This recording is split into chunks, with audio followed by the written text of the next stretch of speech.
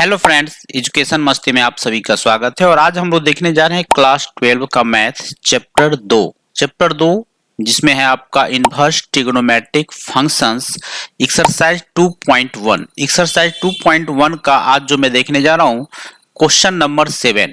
Question number 7 में क्या कहा जा रहा है थोड़ा सा देखिए। इसमें भी हमको क्या निकालना है, प्रिंसिपल वैल्यू ही निकालना है, जिसमें से हमको दिया हुआ है कि सेक इनवर्स 2/√3। हम लोग यहाँ पे क्या करते हैं, सबसे पहले हम लोग मान लेते हैं, यहाँ पर हम लोग लिख लेते हैं कि let sec inverse 2/√3 is equal to theta. इसका मतलब हो गया भाई मेरे कि sec theta is equal to 2/√3। ठीक है, ये हमको मिल गया। अब यहाँ पर हम लोग इसका रेंज देखेंगे, किसका रेंज देखेंगे, तो सेक इनवर्स का। तो यहाँ पे हम लोग लिख लेते हैं कि चूंकि since we know that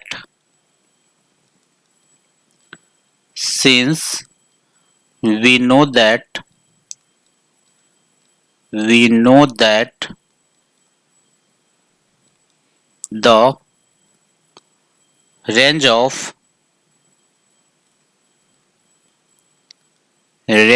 of principal value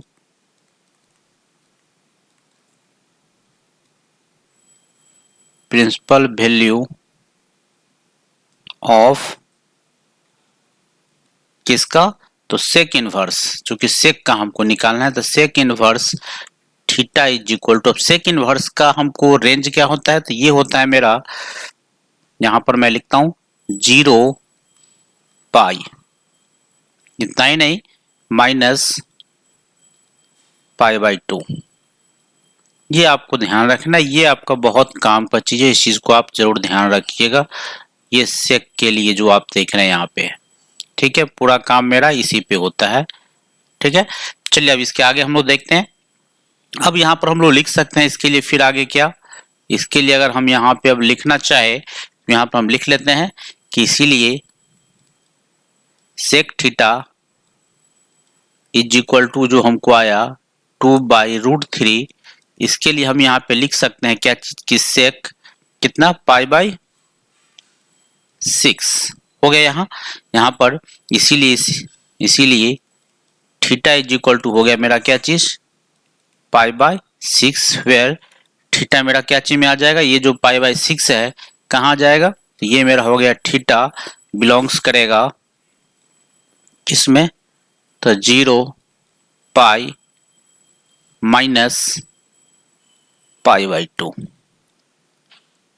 ठीक है, इसीलिए यहाँ पे आप सिंपल तौर पे यहाँ पर जो है थीटा का मान आप यहाँ डाल दीजिए क्वेश्चन में, जहाँ पर हमने माना है, यहाँ पर हमने माना है, देख लीजिए, डालना चाहे तो यहाँ पे डाल दीजिए, यहाँ जो आप देख रहे हैं इसमें क्लियर कर दीजिए, हो गया, यहीं पे से काम मेरा हो जाएगा। यहाँ पर अगर हम डालें तो हमको क्या मिल जाएगा, चूंकि यहाँ पे हमने क्या माना है, sec inverse 2/√3 is equal to theta, यहाँ पर लिखते हैं, इसीलिए यहाँ पे sec inverse 2/√3 is equal to, हमने क्या माना है, थीटा, और थीटा हमने किस, थीटा के जगह हम लोग को क्या मिला है, π/6। तो यहाँ पे हम लोग लिख देते हैं π/6, यानी ये कहने का मतलब किसका, जो मेरा प्रिंसिपल वैल्यू आ गया किसका, ये सेक इनवर्स 2/√3 का, ये आ गया मेरा π/6। इसीलिए यहाँ पे लिख सकते हैं कि principal value of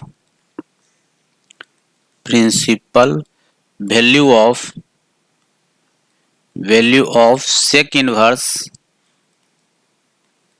2/√3 is equal to π/6, जो मेरा आंसर हो जाएगा। ठीक है, कोई प्रॉब्लम हो तो जरूर कमेंट कीजिएगा। चलिए देखते हैं हम लोग अगले क्वेश्चन को। पहले मैं इसको कॉपी कर लेता हूं, क्योंकि इस चीज का हमको जरूरत अगले सभी क्वेश्चन में पड़ेगा, तो आसानी से हम लोग थोड़ा फटाफट काम कर लेंगे। ठीक है, चलिए इसको हमने किया कॉपी। चलिए देखते हैं हम लोग फिर नेक्स्ट क्वेश्चन को। नेक्स्ट क्वेश्चन मेरा क्या है, ये थोड़ा सा ध्यान से आप देखिए। नेक्स्ट क्वेश्चन है मेरा कि कॉट इनवर्स √3। ठीक है, बहुत आसान है, सिंपल तौर पे इसमें भी वही काम करना है। मान लेते हैं हम लोग क्या चीज की, लेट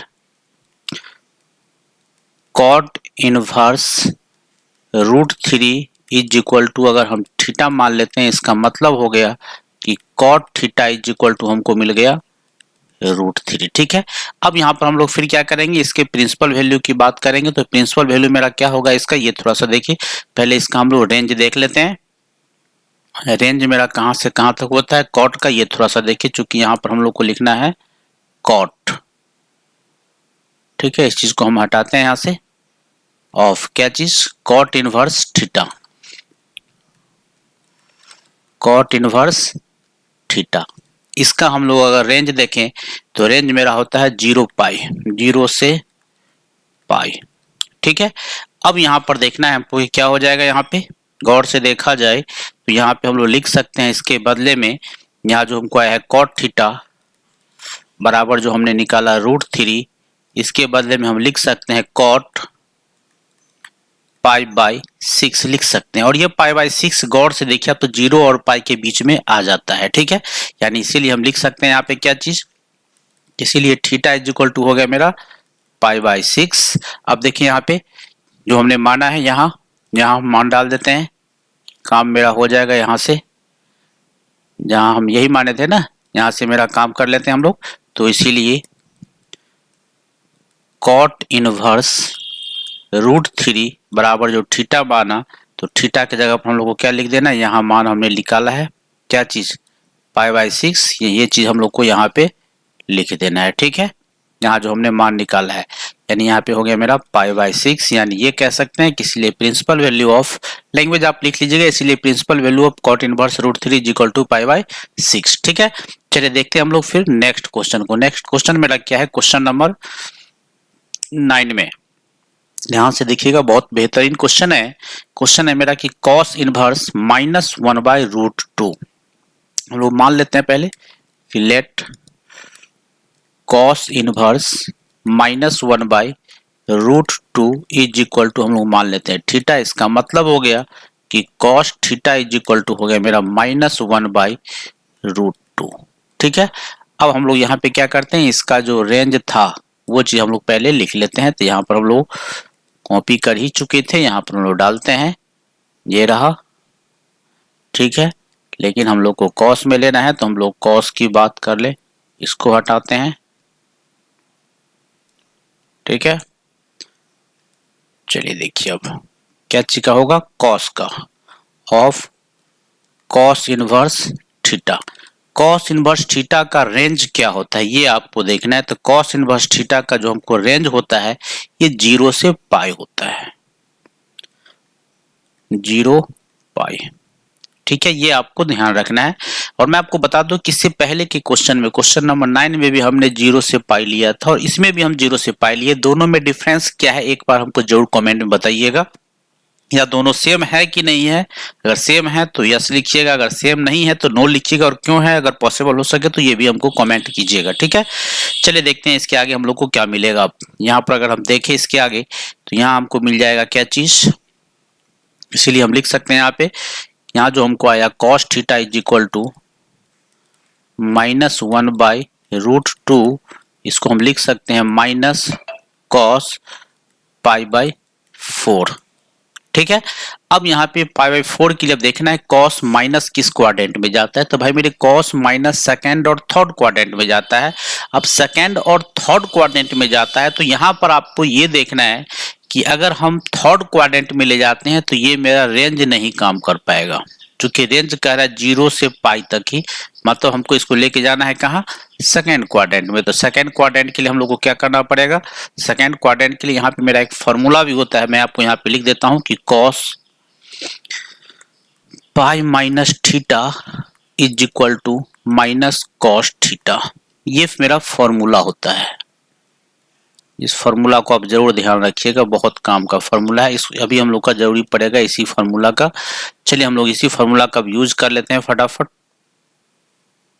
थोड़ा सा फॉर्मूला को जगह पे रख दें, यहाँ रखते हैं हम लोग साइड में।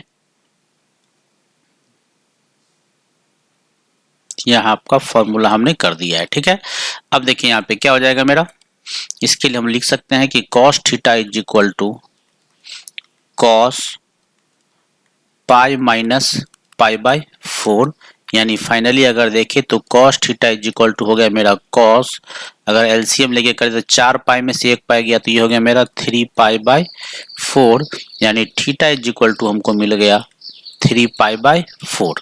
ठीक है, अब जो हमने माना था, माना क्या था वो देखिए, अब यहाँ हम लोग माने थे, यहाँ गौर से देखिए, यहाँ पर हम लोग माने हुए हैं, गौर से देखिए यहाँ, ठीक है, यही माने हुए हैं, यहाँ पर हम लोग मान डाल देंगे, मेरा काम हो जाएगा इससे। ठीक है, इतना काम हो जाएगा मेरा।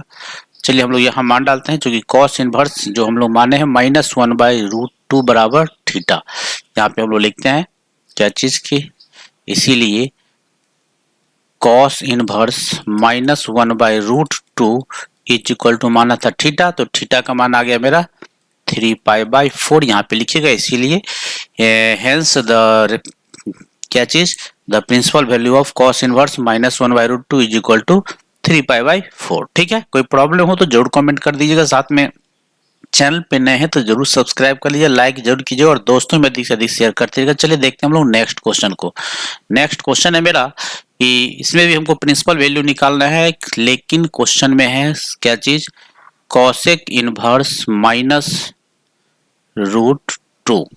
ठीक है, चलिए देखते हैं हम लोग को क्वेश्चन को कैसे सॉल्व करते हैं। क्वेश्चन में तो काम तो उतना ही रहता है, काम तो हमको उससे ज्यादा करना नहीं है। इसमें हम लोग इसमें फिर मान लेते हैं कि लेट क्या चीज, cosec inverse -√2 is equal to theta, इसका मतलब हो गया कि cosec theta is equal to हो गया मेरा -√2। ठीक है, अब हम लोग फिर वो रेंज वाला जो लैंग्वेज था वो हम लोग लिखते हैं यहाँ पे। ठीक है, लेकिन यहाँ पर हम लोग क्या चीज का लिखेंगे, कॉसेक का लिखेंगे। यहाँ पर मेरा क्या हो जाएगा, कॉसेक के बार का लिखेंगे, यहाँ पे इसको हटाते हैं और ऑफ, यहाँ पे क्या लिखे हम लोग, cosec inverse theta. Cosec inverse theta का मेरा रेंज क्या होता है, तो इसका जो रेंज होता है मेरा -π/2 π/2, साथ में इतना ही नहीं -0, ये माइनस है, हो गया।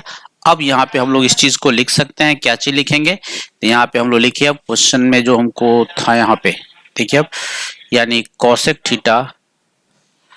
थीटा बराबर हो गया मेरा -√2, इसको हम लिख सकते हैं कि कॉसेक थीटा बराबर माइनस कॉसेक क्या चीज π/4 लिख सकते हैं इतना, और minus cosec minus cosec theta होता है, यानी यहाँ पे लिख सकते हैं कि cosec theta is equal to, लिख सकते हैं कॉसेक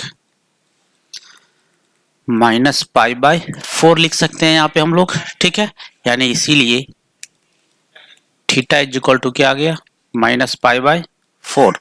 अब यहाँ पे हम लोग लिख ले, इसीलिए थीटा हमने माना था किसका, तो हमने माना था कॉसेक इनवर्स -√2 बराबर थीटा हमने माना था। थीटा का मान क्या निकाले हम लोग, -π/4, यानी फाइनली हमने देखा कि इसका जो प्रिंसिपल वैल्यू आ गया, क्या चीज आ गया, -π/4। यहाँ पे आप उसमें लैंग्वेज में लिखिएगा कि the principal value of cosec inverse -√2 is equal to -π/4। ठीक है, कोई प्रॉब्लम हो तो जरूर कमेंट कर दीजिएगा, साथ में चैनल पे नए हैं जरूर सब्सक्राइब कर लीजिएगा, लाइक जरूर कीजिएगा और दोस्तों में अधिक से अधिक शेयर करते रहिएगा। चलिए देखते हैं हम लोग फिर नेक्स्ट वीडियो में।